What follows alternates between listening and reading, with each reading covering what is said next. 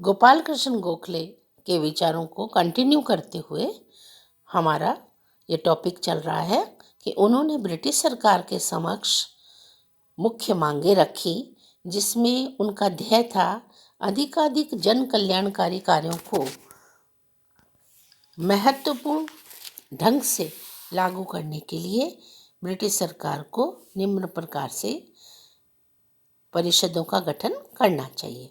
भारतीय लोक सेवाओं की न्यायिक शाखा के लिए नियुक्तियां वकील वर्ग में से की जाएं।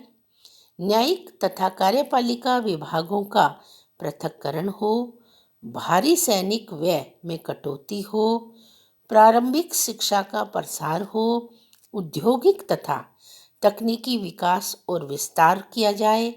देहाती जनता को ऋण के बोझ से राहत दी जाए। भारतीय प्रशासन के संबंध में गोखले द्वारा प्रस्तुत ये मांगे बहुत ही महत्वपूर्ण थी और भारतीय उदारवादियों के दृष्टिकोण को स्पष्ट करती थी। देखिए, उन्होंने बहुत ही विस्तार से ब्रिटिश सरकार के समक्ष अपनी मांगों को रखा, जिसमें पूर्णतः सत्ता का विकेंद्रीकरण, जन सहभागिता, भारतीयों को महत्व दिया जाना, रिप्रेजेंटेटिव बनाना, निर्णायक बनाना, बजट में महत्वपूर्ण भूमिका निभाना इत्यादि सारी बातें सम्मिलित हैं। उनकी मांग थी कि प्रशासन में भारतीयों को अधिक प्रतिनिधित्व देकर उसे लोक कल्याणकारी बनाया जाए, और साथ ही इस बात पर भी बल दिया कि यदि भारत को कोई संवैधानिक प्रगति करनी है तो जनता को राष्ट्रीय वित्त के ऊपर नियंत्रण प्राप्त होना चाहिए। आप देखिए कि किस तरह गोपाल कृष्ण गोखले ने ब्रिटिश सरकार के समक्ष मांगों को रखा। सांप्रदायिक एकता में अटूट भरोसा। गोखले को नैतिक तथा भौतिक दोनों ही दृष्टियों से सबल रूप में भारत को ऊंचा उठाने के लिए महत्व देने वाला विचारक माना जाता है।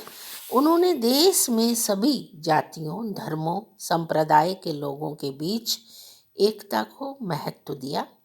वे हिंदू मुस्लिम एकता को राष्ट्र के लिए सबसे अधिक आवश्यक और कल्याणकारी मानते थे।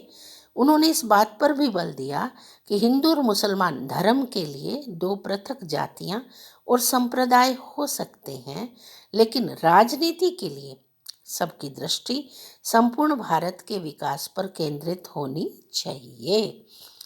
यदि ऐसा नहीं होता तो भारत के विकास में अवरोध उत्पन्न हो सकते हैं।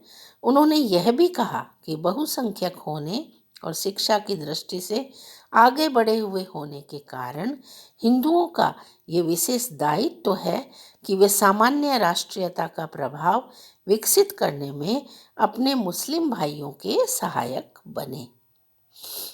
वे मुस्लिम जाति के विशेष हित के लिए शैक्षणिक तथा अन्य उपयोगी कार्य करें। उन्होंने अपने आप को ऐसे सभी स्थितियों से अलग रखा जिससे इन दो जातियों में कटुता पैदा होने की आशंका हो। इसी आधार पर उन्होंने तिलक के गणपति उत्सव और शिवाजी उत्सव में कोई रुचि नहीं दिखाई, यद्यपि इससे जनता में कुछ अलोकप्रियता भी उनको मिली, यानी आलोचना के भी वो पात्र बने। 1905 में गोपाल कृष्ण गोखले ने भारत सेवक संघ की स्थापना करके राष्ट्र को एकजुट बनाने के लिए एक लक्ष्य निर्धारित भी किया। अब नेक्स्ट पहलू है हमारा स्वदेशी का समर्थन लेकिन बहिष्कार के प्रति शंकाएं। गोखले ने स्वदेशी आंदोलन का समर्थन किया। स्वदेशी आंदोलन को उन्होंने उच्च कोटि का देशभक्तिपूर्ण आर्थिक आंदोलन बताया। 1905 में बनारसी कांग्रेस में उन्होंने कहा, स्वदेशी का आंदोलन आर्थिक होने के साथ साथ देशभक्ति का भी आंदोलन है, जिस श्रेष्ठतम आदर्शों ने मनुष्य जाति के हृदय को कभी भी प्रेरित किया है, उनमें स्वदेशी का महत्वपूर्ण स्थान है। स्वदेशी के आदर्श को व्यवहार में लाने के लिए आवश्यक विचारों की रूपरेखा उन्होंने प्रस्तुत करते हुए कहा, हथकरघा उद्योग का पुनरुत्थान करने, उसे आधुनिक रूप देने का महत्व बहुत ज़्यादा होना चाहिए, जिससे किसानों को अतिरिक्त आय प्राप्त हो सके। किंतु स्वदेशी के समर्थक होते हुए भी गोखले ने बहिष्कार के उग्र अस्त्र के प्रयोग पर अनुमति नहीं दी। यानी वो बहिष्कार को अच्छा नहीं मानते थे, क्योंकि उनका मानना था कि हमें ब्रिटिश सरकार से मिलकर काम करना चाहिए, सीखना चाहिए, और बहिष्कार से एक अवरोध उत्पन्न होता है, आक्रोश उत्पन्न होता है, कटुता उत्पन्न होती है।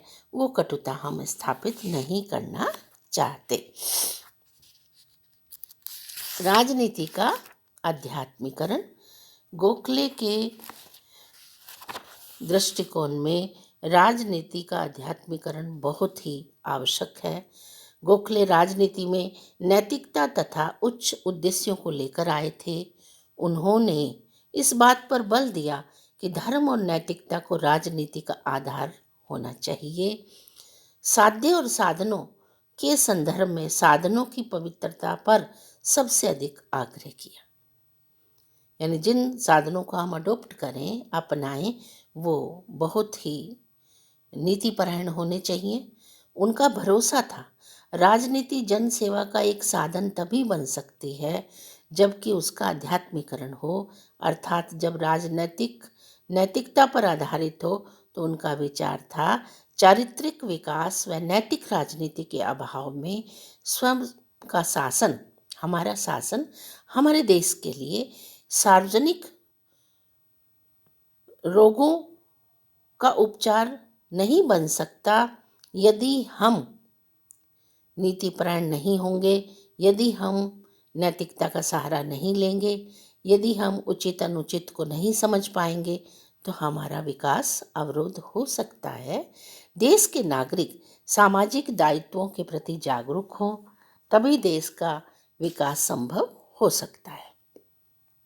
1905 में स्थापित भारत सेवक समाज संघ की स्थापना का उद्देश्य राजनीति का शुद्धिकरण कर उसे धर्म और नैतिकता से जोड़ना ही था, ताकि सभी लोगों को, भारतीय लोगों को व्यक्तिगत हितों के स्थान पर सार्वजनिक हितों के लिए प्रेरित किया जा सके, संयमित जीवन जीने के लिए प्रेरित किया जा सके, उचित अनुचित को समझकर काम करने की प्रेरणा दी जा सके, राष्ट्र के हित और सामाजिक हित को सर्वोपरि बनाया जा सके, और समर्पित और कर्तव्य परायण भाव से काम करने के लिए प्रेरणा दी जा सके।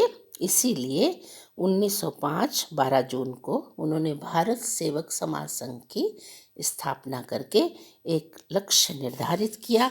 हर दृष्टिकोण से एक उदारवादी व्यक्तित्व के धनी के रूप में उन्होंने कार्य किया, लेकिन कट्टरपंथी विचारधारा उन्हें आलोचनात्मक दृष्टिकोण से भी देखती है, और उनका कहना है कि ब्रिटिश सरकार हमारे प्रति कभी न्यायप्रिय नहीं हो सकती।